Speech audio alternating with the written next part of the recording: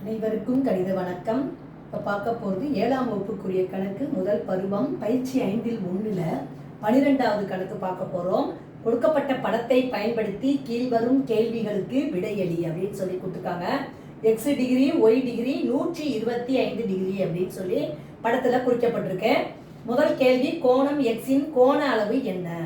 கோணம் எக்ஸ், அதாவது இந்த ரெண்டு கோணங்களும் என்ன அப்படின்னு பார்த்தா குற்றெதிர் கோணங்கள் சமமானவை அப்படிங்கிற கான்செப்ட்ல இப்போ குற்றெதிர் கோணங்கள் எக்ஸ் டிகிரியும் 125யும் சமம்.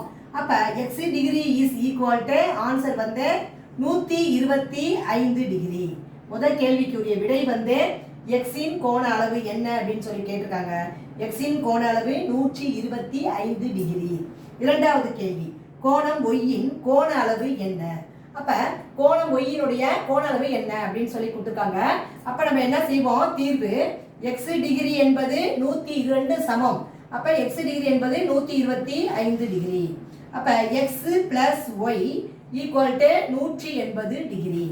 எக்ஸனுடைய மதிப்பு 125 பிளஸ் ஒய் நம்ம கண்டுபிடிக்க போறோம். அப்ப ஈக்குவல் டு 180 டிகிரி. இப்ப ஒய்யின் மதிப்பு இஸ் ஈக்குவல் டு 180, இடது பக்கம் இருக்கிற 125 வலது பக்கம் கொண்டு போகும் பொழுது மைனஸ்க்கு வந்துடும். இப்போ 180ல் 125ஐ கழிக்கும் பொழுது வரக்கூடிய விடை 55 டிகிரி. தேர்ஃபோர் ஒய்யினுடைய கோண அளவு என்ன அப்படின்னு பார்த்தோம்னா இஸ் ஈக்குவல் டு 55 டிகிரி.